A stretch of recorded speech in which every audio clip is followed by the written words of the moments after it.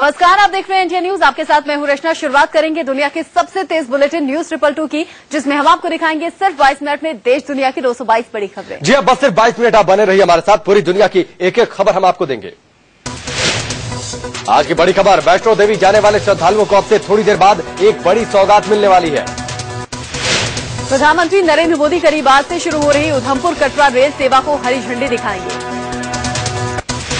आज कटरा में पीएम मोदी सुबह 9:55 पर पहली ट्रेन को हरी झंडी दिखाकर रवाना करेंगे। कटरा रेल लाइन शुरू हो जाने से वैष्णो देवी जाने वाले श्रद्धालु अब ट्रेन से सीधे कटरा तक पहुंच सकते हैं। अभी तक लोगों को उधमपुर या फिर जम्मू स्टेशन पर ही उतरना पड़ता था। प्रधानमंत्री के जम्मू कश्मीर के दौरे को देखते हुए श्रीनगर में सुरक्षा के कड़े इंतजाम किए गए हैं। श्रीनगर शहर के चप्पे चप्पे में बैरिकेडिंग लगाकर पुलिस ने एक एक गाड़ी की तलाशी ली है। प्रधानमंत्री सुबह 9:25 पर जम्मू कश्मीर पहुंचेंगे और सूबे के मुख्यमंत्री और राज्यपाल उनकी आगवानी के लिए मौजूद होंगे। इसके बाद पीएम मोदी सुबह 9:45 पर हेलीकॉप्टर से कटरा रवाना होंगे, जहां 9:55 पर रेल लिंक का उद्घाटन करेंगे। सुबह 10 बजे मोदी जनता के सामने भाषण देंगे, जबकि 10:45 पर वो जम्मू वापस जाएंगे और फिर वहां से कश्मीर के लिए रवाना होंगे। कश्मीर के बादामी बाग में मोदी सेना और दूसरे सुरक्षा अधिकारियों से मिलकर सुरक्षा रिव्यू बैठक करेंगे। उसके बाद सीएम, राज्यपाल और राज्य के दूसरे मंत्रियों के साथ गवर्नर हाउस पर लंच होगा। इसके बाद पीएम उरी में हाइड्रो इलेक्ट्रिक पावर प्रोजेक्ट के उद्घाटन के लिए रवाना होंगे। जम्मू कश्मीर से पीएम मोदी शाम करीब 6:45 पर दिल्ली के लिए रवाना होंगे। प्रधानमंत्री के तौर पर मोदी की जम्मू कश्मीर यात्रा से पहले पाकिस्तान ने उसे विवादास्पद क्षेत्र बताया है। पाकिस्तान ने कहा कि वो जम्मू कश्मीर के भारत में तथाकथित विलय को स्वीकार नहीं करता है। पाकिस्तानी विदेश मंत्रालय की प्रवक्ता तस्नीम मसलम ने कहा कि कश्मीर भारत का अभिन्न हिस्सा नहीं। पाकिस्तान की दलील को भारत ने सीधे तौर पर खारिज कर दिया है। भारत ने कहा है कि जम्मू कश्मीर उसका अभिन्न अंग है। पाकिस्तान ने कहा कि जम्मू कश्मीर की जनता को संयुक्त राष्ट्र सुरक्षा परिषद के आश्वासनों के मुताबिक अभी अपने आत्मनिर्णय के अधिकार का इस्तेमाल कर रहा है। मुंबई हमलों का गुनहगार कुख्यात आतंकी हाफिज सईद की भारत के कच्छ बॉर्डर के पास एक तस्वीर सामने आई है। इस तस्वीर में हाफिज सईद पाकिस्तानी सीमा में सिंध प्रांत में हिंदू बहुल इलाके मीठी थपाकर और बदिन गांवों में लोगों से बात करता दिख रहा है। 3 दिन पहले खबर आई थी कि हाफिज सईद जैसलमेर बॉर्डर के पास देखा गया। अब ये तस्वीर कच्छ बॉर्डर के पास की है। ये गांव कच्छ सरहद से मात्र 17 किलोमीटर की दूरी पर है। 2011 में भी हाफिज सईद कच्छ बॉर्डर के पास देखा जा चुका है। प्रधानमंत्री नरेंद्र मोदी जम्मू दौरे से ठीक पहले सेना ने आतंकियों की एक बड़ी घुसपैठ को नाकाम कर दिया है। पुंछ के मेंढर सेक्टर में कृष्णा घाटी के पास घुसपैठ कर रहे आतंकियों को सेना ने मुंहतोड़ जवाब दिया। बीती रात 11:30 बजे कृष्णा घाटी में सीमा पार से कुछ आतंकियों को घुसपैठ करते आर्मी के जवानों ने देखा था। इसके बाद फायरिंग की गई। दोनों तरफ से मुठभेड़ गुरुवार सुबह तक चली। सूत्रों से खबर है कि 3 आतंकी मारे गए हैं। अब खबर डीयू एडमिशन की। दिल्ली यूनिवर्सिटी में दूसरी कट ऑफ लिस्ट के आधार पर आज से एडमिशन होंगे। सबसे ज्यादा 10% की गिरावट रामलाल आनंद कॉलेज के हिंदी जर्नलिज्म में आई है। कट ऑफ 98% से घटकर 88% तक पहुंच गया है। डीयू की दूसरी कट ऑफ लिस्ट में 10% तक की गिरावट सामने आई है। इसके बाद अम्बेडकर कॉलेज ने हिंदी जर्नलिज्म में 6% की कमी की है। कट ऑफ 95 से घटकर 89% हो गया है। वहीं हंसराज के लगभग सभी कोर्स में सीटें खाली हैं। यहाँ बीकॉम ऑनर्स की कट ऑफ 99%, इकोनॉमिक्स की 97.75% और इंग्लिश की कट ऑफ 96.5% तय की गई है। जबकि एसआरसीसी में इकोनॉमिक्स में सीटें फुल हो गई हैं, लेकिन बीकॉम में मौके बचे हैं। एसआरसीसी में बीकॉम की कट ऑफ में 25%, 0.5% की गिरावट आई है। बीकॉम की दूसरी कट ऑफ 99% तय हुई है। सीटें फुल हो गई हैं, लेकिन बीकॉम में मौके बचे हैं। एसआरसीसी में बीकॉम की कट ऑफ में 25%, 0.5% की गिरावट आई है। बीकॉम की दूसरी कट ऑफ 99% तय हुई है। वहीं मैत्री कॉलेज आर्ट्स में सभी सीटें लगभग भर गई हैं। कॉलेज ने इकोनॉमिक्स, भूगोल और इतिहास ऑनर्स की दूसरी कट ऑफ सूची जारी नहीं की। डीयू की दूसरी कट ऑफ लिस्ट में साइंस में 2% तक की गिरावट आई है। हंसराज में कंप्यूटर साइंस की कट ऑफ 98.66 है। मोदी सरकार जल्द ही एक बड़े फैसले के तहत कॉन्ट्रैक्ट वर्कर्स को परमानेंट वर्कर्स जितनी सैलरी दिलाने के लिए कानून में संशोधन कर सकती है।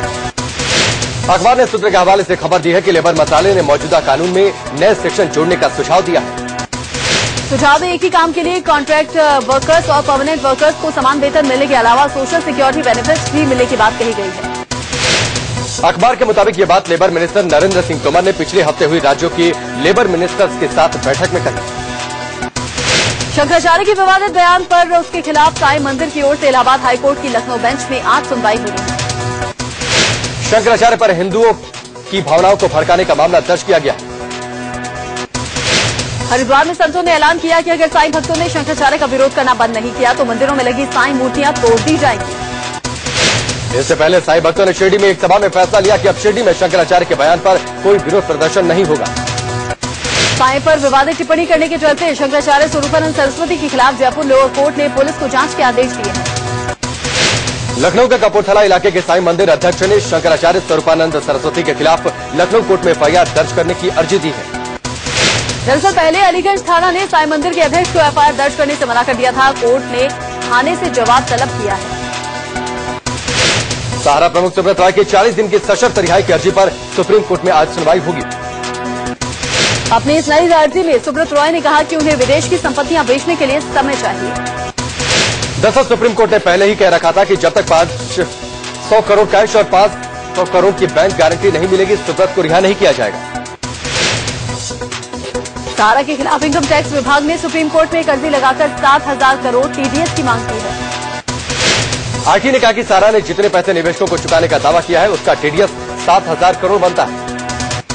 दिल्ली विधानसभा को भंग करने की आम आदमी पार्टी की अर्जी पर सुप्रीम कोर्ट में सुनवाई आज होनी है। साथ ही सुप्रीम कोर्ट में इस बात पर भी सुनवाई होगी कि बीजेपी कांग्रेस सरकार बनाना चाहती है या फिर नहीं। अब खबरें राजनीति से जुड़ी। मोदी सरकार यूपीए सरकार की गैस प्राइस पॉलिसी को रिव्यू करेगी। 1 साल पहले यूपीए सरकार ने सभी कंपनियों के लिए क्वार्टरली वेरिएबल गैस प्राइसिंग फॉर्मूले को मंजूरी दी। फॉर्मूले के मुताबिक गैस की कीमत अप्रैल जून तिमाही में डबल यानी कि $8.4 होनी थी, लेकिन लोकसभा चुनाव की वजह से लागू नहीं किया जा सका था।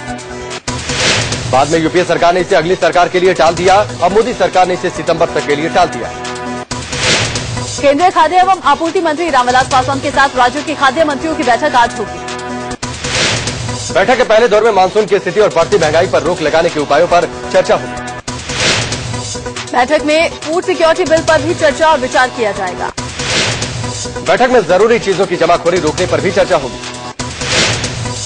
सरकारी चैनल्स के जरिए खाद्य सामानों के वितरण पर विचार होगा। सप्लाई चैनलों को भी सुधारने पर इस बैठक में चर्चा की जाएगी। बैठक में अहम एपीएमसी कानून को भी रिव्यू किया जाएगा। खाद्य सामग्री के लिए राष्ट्रीय साझा बाजार विकसित करने पर भी बैठक में चर्चा होगी, जिससे इंटरनल ट्रेड के लिए कोई दिक्कत न रहे। आलू और प्याज के स्टॉक और सप्लाई को कैसे बरकरार रखा जाए, इस पर भी अहम चर्चा होनी है। फसलों की कटाई के बाद इंफ्रास्ट्रक्चर को कैसे सुधारा जाए और खाद्य सामग्रियों की बर्बादी रोकने पर भी चर्चा होगी। केंद्रीय वित्त मंत्री अरुण जेटली की आज राज्यों के वित्त मंत्रियों के साथ बैठक होनी है। बैठक में आम बजट और जीएसटी को लेकर चर्चा होगी। प्रधानमंत्री नरेंद्र मोदी दुनिया में ट्विटर पर सबसे ज्यादा फॉलो किए जाने वाले दुनिया के तीसरे शख्स बन गए हैं। अमेरिकी राष्ट्रपति बराक ओबामा और पोप के बाद मोदी के ट्विटर पर सबसे ज्यादा फॉलो किया जाता है। इंडोनेशिया के राष्ट्रपति एसबी युदोयोनो को पीछे कर मोदी ने तीसरे नंबर पर कब्जा जमाया है। पिछले हफ्ते मोदी चौथे स्थान पर थे। अब खबरें क्राइम की। दिल्ली के करावल नगर में एक शख्स ने अपने भाई की मदद से अपनी पत्नी की गला रेत कर हत्या कर दी। हत्या के बाद महिला का पति और तेवर फरार। 1 साल पहले ही महिला की शादी हुई थी। पति की शराब की लत से परेशान महिला मायके में रह रही थी। दक्षिणी दिल्ली के सुल्तानपुरी मेट्रो स्टेशन के पास एक सफेद रिट्ज कार में बीए के छात्र की लाश मिलने से सनसनी फैल गई। चश्मदीदों के मुताबिक छात्र का शव कार के पिछले सीट पर था। उसके शरीर पर चोट के निशान है। कार के आगे का शीशा डैमेज था। शुरुआती जांच के मुताबिक मृतक छात्र का नाम दक्ष है। पुलिस ने इस मामले में उसके साथ पढ़ने वाले सनी को हिरासत में लिया। पुलिस के मुताबिक बुधवार को दक्ष अपने दोस्त सनी के साथ एक पार्टी में गया था। अगले दिन कार में उसकी लाश मिली। लड़कियों के खाने में जो राजमा दिया गया था उसमें कीड़े पड़े थे। बावजूद बच्चों को राजमा खिलाया गया, जिससे बच्चों को उल्टी होने लगी। बाद में बच्चियों को लाल बहादुर अस्पताल में भर्ती करवाया गया। सभी बच्चियों की हालत स्थिर है। मुंबई से सटे थाने में दहेज के लिए एक पति ने शादी के 14 साल बाद अपनी पत्नी की हत्या कर दी। हत्या के मामले को खुदकुशी का बनाने के लिए पत्नी का शव साड़ी से बांधकर पंखे से लटका दिया। पूछताछ में 7 साल की बेटी ने अपने पिता की हैवानियत की सारी कहानी पुलिस को बता दी। पुलिस ने आरोपी हरिओम यादव को यूपी के सिद्धार्थनगर जिले गिरफ्तार कर लिया है। मुंबई के पास कल्याण में कूड़े के ढेर में एक नवजात बच्ची के मिलने से सनसनी फैल गई। बच्ची को सिविल अस्पताल में भर्ती कर दिया गया है। पुलिस बच्ची के परिवार वालों को तलाश रही है। यूपी के लखीमपुर खीरी में 10 साल के एक बच्चे की बलि देने का मामला सामने आया है। बताया जा रहा है कि गांव का एक शख्स तंत्र मंत्र के चक्कर में इस बच्चे को सुनसान इलाके पर ले गया, वहां इसका गला रेत दिया, जीभ काट दी। अयोध्या में राम मंदिर दर्शन करने आए 2 लड़कों की सरयू नदी में नहाते समय डूबने से मौत हो गई। दोनों लड़के आंध्र प्रदेश के हैदराबाद के रहने वाले थे। अब तक किसी का शव नहीं मिल सका है। यूपी के शामली में एक ब्लेडमैन का आतंक पसरा है। ये ब्लेडमैन 7 दिनों में करीब 18 बच्चों को अपना शिकार बना चुका है। हैरानी की बात यह है कि पुलिस ने इस मामले में कोई केस दर्ज नहीं किया है। हालांकि पुलिस ने ब्लेडमैन को पकड़वाने के लिए 5,000 रुपए का इनाम का ऐलान जरूर कर दिया। मेरठ में उगाही का विरोध करने पर एक दारोगा ने शख्स को सड़क पर लात घूंसों से जमकर पीटा। मारपीट की यह वारदात सीसीटीवी कैमरे में कैद हो गई है। पीड़ित इंसाफ की गुहार लगा रहा है। रायबरेली में परशेदपुर चौकी इंचार्ज ने एक शख्स को पीट कर अधमरा कर दिया। मामला सामने आने के बाद एसपी ने चौकी इंचार्ज के खिलाफ कार्रवाई की बात कही। नोएडा के सेक्टर 64 में एक होंडा सिटी कार में अचानक आग लग गई। आग क्यों लगी, इसका पता अब तक नहीं चल पाया है। अब खबर इराक संकट से जुड़ी। इराक के तिक्रित में फंसी 46 भारतीय नर्सों को आतंकी संगठन ISIS ने अपने कब्जे में ले लिया है। इनमें से 5 नर्स उस वक्त जख्मी हो गए जब ISIS के आतंकी उन्हें ले जा रहे थे, तभी बस के पास धमाका हुआ था। इन नर्सों को आतंकियों ने तिक्रित में एक अस्पताल के बेसमेंट से कब्जे में लिया। मीडिया रिपोर्टों के मुताबिक आतंकी नर्सों को जबरन मौसूल ले जाना चाहते थे। उधर विदेश मंत्रालय का कहना है कि नर्सें मजबूरन आतंकियों के साथ गईं, मगर वो सभी सुरक्षित हैं। अकबरुद्दीन का कहना है कि विदेश मंत्रालय नर्सों के संपर्क में रहा है और आतंकियों के साथ जाने की सलाह दी। नर्सों के मसले पर केरल के मुख्यमंत्री ओमान चांडी ने विदेश मंत्री सुषमा स्वराज से मुलाकात की। चांडी ने कहा कि वो चाहते हैं कि केंद्र इस मुद्दे को गंभीरता से ले और भारतीय नर्सों की सुरक्षा पुख्ता करे। उधर हॉस्पिटल की एक नर्स जोसेफ ने भारत सरकार से बेहद नाराजगी जताते हुए कहा कि सारी उम्मीदें खत्म हो चुकी हैं। साथ ही जोसेफ ने कहा कि हमारी सरकार को हाथ पर हाथ रख के बैठे हुए देखना दुखद है। अब सरकार हमें वापस लाने के लिए पर्याप्त ताबूत भेज सकती है। 3600 करोड़ रुपए के VVIP Augusta Westland helicopter deal के मामले में ईडी को कई और अहम जानकारियां मिली हैं। सूत्रों की माने तो ईडी को अब तक इस मामले में 140 करोड़ रुपए के अवैध लेन देन का पता चला है। ईडी सूत्रों के मुताबिक उन्हें शक है कि 140 करोड़ की रकम घूस के तौर पर अवैध तरीके से भारत भेजी गई। ईडी के मुताबिक इस रकम को भेजने के लिए 178 फर्जी कंपनियां बनाई गई थी। ये पैसे गैर कानूनी तरीके से मॉरिशस और ट्यूनिशिया से 7 भारतीय लोगों को और कई कंपनियों को भेजे गए। ईडी जल्द ही इन 7 लोगों को नोटिस भेजेगी। इसके बाद PMLA यानी कि prevention of money laundering act के तहत केस दर्ज किया जा सकता है।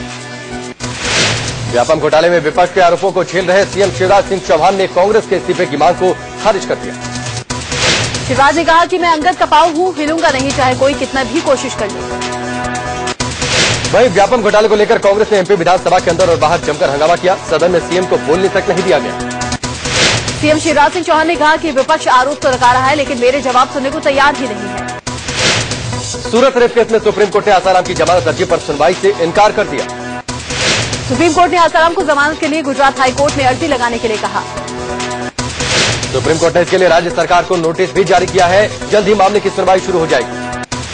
आसाराम के बेटे और सूरत रेप में आरोपी नारायण साईं ने सूरत सेशंस कोर्ट में जमानत की अर्जी लगाई है। नारायण की अर्जी पर 7 जुलाई को सुनवाई होगी। सूरत पुलिस ने नारायण की जमानत अर्जी का विरोध किया है। एक्ट्रेस जिया खान की मौत की जांच सीबीआई करेगी। बॉम्बे हाईकोर्ट ने सीबीआई को इस केस की जांच करने के लिए कहा है। जिया खान की मां राबिया खान ने पिछले साल अक्टूबर में बॉम्बे हाईकोर्ट में सीबीआई जांच के लिए याचिका दायर की थी। आदित्य पंचोली के बेटे सूरज पंचोली पर जिया खान को आत्महत्या के लिए उकसाने का आरोप है। पिछले साल 3 जून की रात जुहू के अपने घर में मृत पाई गई थी जिया, जिसके बाद पुलिस ने कथित तौर पर उसका लिखा एक सुसाइड नोट बरामद किया था। मुंबई की पल्लवी पुरकायस्थ मर्डर केस के दोषी गार्ड सजाद को 7 जुलाई को सजा सुनाई जाएगी। मुंबई के बडाला में रहने वाली 25 साल की वकील पल्लवी पुरकायस्थ की 9 अगस्त 2012 को उसके ही फ्लैट में हत्या कर दी गई। बीजेपी नेता सुब्रमण्यम स्वामी ने सुनंदा पुष्कर की हत्या की आशंका जाहिर की है। उन्होंने प्रधानमंत्री नरेंद्र मोदी को चिट्ठी लिखकर इस मामले की सीबीआई जांच की मांग की है। उन्होंने कहा कि केस की सही से जांच नहीं होने पर वो कोर्ट का रुख कर सकते हैं। सुब्रमण्यम स्वामी ने संदेह जताया कि सुनंदा पुष्कर की मौत में कांग्रेस अध्यक्ष सोनिया गांधी के दामाद रॉबर्ट वाड्रा का हाथ हो सकता है। उन्होंने कहा कि कोची टस्कर्स टीम ने वाड्रा का पैसा लगा था और सुनंदा उनके सारे राज जानती थी। सुनंदा पुष्कर का पोस्टमार्टम करने वाले डॉक्टर सुधीर गुप्ता ने कहा है कि प्रेशर के बावजूद उन्होंने सही रिपोर्ट तैयार की। डॉक्टर सुधीर गुप्ता ने इस बात का खुलासा नहीं किया कि उन्होंने सुनंदा पुष्कर की पोस्टमार्टम रिपोर्ट को लेकर किसने दबाव डाला था। सुनंदा केस में दिल्ली के पुलिस कमिश्नर PS बस्सी ने कहा कि जरूरत महसूस होने पर डॉक्टर सुधीर गुप्ता से पूछताछ की जाएगी। दिल्ली में आज भी भारी बारिश की संभावना है। तेज हवाओं के साथ आंधी भी आ सकती है। कल ही दिल्ली में मानसून ने दस्तक दी है। दिल्ली और आसपास के इलाकों में कल जमकर बारिश हुई थी। बारिश से लोगों को भारी गर्मी से राहत मिली, लेकिन बारिश की वजह से कई जगह जलजमाव हो गया। दिल्ली के साथ साथ पंजाब, हरियाणा और उत्तर प्रदेश में भी मानसून प्रवेश कर चुका है। इन सभी राज्यों में अच्छी खासी बारिश हुई। सड़क बहने से बाधित हुए बद्रीनाथ हाईवे को फिर से खोल दिया गया है। इसके साथ ही धाम में फंसे 300 से ज्यादा यात्रियों को सुरक्षित निकाल लिया गया है। गुरुवार को दोपहर 1:15 BRO ने इस रास्ते को खोल दिया। बुधवार को बद्रीनाथ हाईवे के लामबगड़ में गदेरे का जलस्तर बढ़ने से 20 मीटर हाईवे बह गया था। इससे बद्रीनाथ धाम यात्रा रुक गई थी, जिससे 300 तीर्थ यात्री फंस गए थे। बद्रीनाथ हाईवे बाधित होने से बगड़ासी होते हुए 2.5 किलोमीटर की दूरी पैदल तय कर बद्रीनाथ धाम जाना पड़ रहा था। आम आदमी पार्टी के संयोजक अरविंद केजरीवाल ने राष्ट्रपति प्रणब मुखर्जी से मुलाकात कर दिल्ली में चुनाव कराने की मांग की। केजरीवाल ने कहा कि सरकार बनाने की सभी संभावनाएं खत्म हो चुकी हैं और अब चुनाव ही एकमात्र रास्ता बचा है। केजरीवाल के साथ आम आदमी पार्टी के 25 विधायक भी राष्ट्रपति से मिले। केजरीवाल ने बीजेपी पर उनके विधायकों को खरीदने का भी आरोप लगाया। विधायकों के परिवार वालों को जान से मारने की धमकी दी जा रही है। उधर दिल्ली के सियासी हालात पर उपराज्यपाल अजीत जंग ने गृह मंत्री राजनाथ सिंह से मुलाकात की। सूत्रों के मुताबिक दोनों के बीच दिल्ली में सरकार बनाने की संभावना या फिर से चुनाव के कराने पर चर्चा हुई। दिल्ली की पूर्व मुख्यमंत्री शीला दीक्षित के आधिकारिक आवास में 31 AC लगे थे। इस बात का खुलासा एक RTI से हुआ है। RTI में यह भी बताया गया है कि शीला के 3 मोतीलाल नेहरू वाले सरकारी फ्लैट में 15 डेजर्ट कूलर, 25 सीटर और दूसरे इलेक्ट्रॉनिक उपकरण लगे थे। PWD के मुताबिक शीला दीक्षित के इस बंगले में इलेक्ट्रिक मॉडिफिकेशन के नाम पर 16,81,000 रूपये खर्च किए गए थे। शीला दीक्षित के सरकारी फ्लैट में अब पूर्व प्रधानमंत्री मनमोहन सिंह रह रहे हैं। लोकसभा चुनावों में पार्टी की हार की जिम्मेदारी लेते हुए गोवा कांग्रेस अध्यक्ष जॉन फर्नांडिस ने अपना इस्तीफा सौंप दिया है। जॉन फर्नांडिस ने AK एंटनी की अध्यक्षता वाली समिति को दिल्ली में अपना इस्तीफा सौंपा। अभी इस्तीफा स्वीकार नहीं किया गया। महाराष्ट्र बीजेपी के अंदर शिवसेना से गठबंधन तोड़ने की मांग उठने लगी है। बीजेपी कार्यकारिणी की बैठक में पार्टी नेता मधु चौहान ने ये मांग उठाई। हालांकि उनकी मांग को पार्टी के बाकी नेताओं ने खारिज कर दिया। महाराष्ट्र विधानसभा चुनाव में सीटों को लेकर कांग्रेस और एनसीपी के बीच में घमासान जारी है। कांग्रेस ने कहा कि एनसीपी मीडिया के जरिए हमसे बात न करे। इससे पहले एनसीपी ने महाराष्ट्र विधानसभा में आधे सीटों पर उम्मीदवार उतारने की बात कही थी। यूनाइटेड नेशंस ने समाजवादी पार्टी सुप्रीमो मुलायम सिंह यादव के बयान को अब तक का सबसे गंदा राजनीतिक बयान कहा है। दरअसल लोकसभा चुनाव प्रचार के दौरान मुलायम सिंह ने रेप पर अजीबोगरीब बयान दिया था। कहा था कि लड़कों से अक्सर गलतियां हो जाती हैं। राष्ट्रपति प्रणब मुखर्जी के बेटे और कांग्रेस सांसद अभिजीत मुखर्जी ने तृणमूल सांसद तापस पाल का बचाव किया है। मुखर्जी का कहना है कि तापस पाल ने माफी मांग ली है और उनकी पार्टी ने उन्हें माफ भी कर दिया है, इसलिए मामले को खत्म कर दिया जाना चाहिए। तापस पाल ने महिलाओं से रेप करवाने का विवादित बयान दिया था, जिस पर बवाल मच गया था। वाराणसी के संपूर्णानंद संस्कृत विश्वविद्यालय में नियमों की अनदेखी करके एक शिक्षक की नियुक्ति का मामला सामने आया है। द्विवेदी पर आरोप ये भी है कि पिछले 8 साल से उन्होंने छात्रों को पढ़ाया नहीं है। यूपी के संभल में अल्प कल्याण विभाग में स्कॉलरशिप के लिए आए करोड़ों रुपए के घोटाले का पर्दाफाश हुआ है।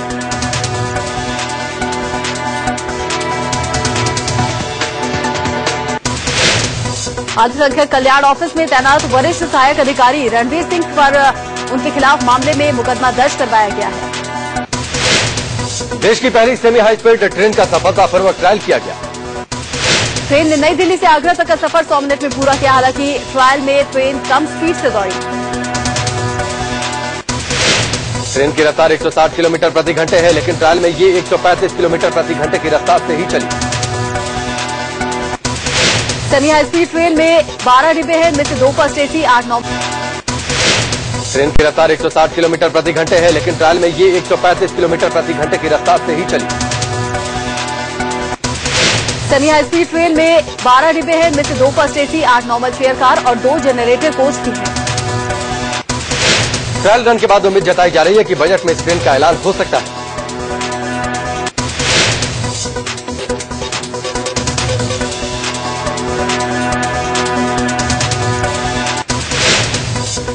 चेन्नई में इमारत हादसे में मरने वालों की तादाद बढ़कर 61 हो गई है।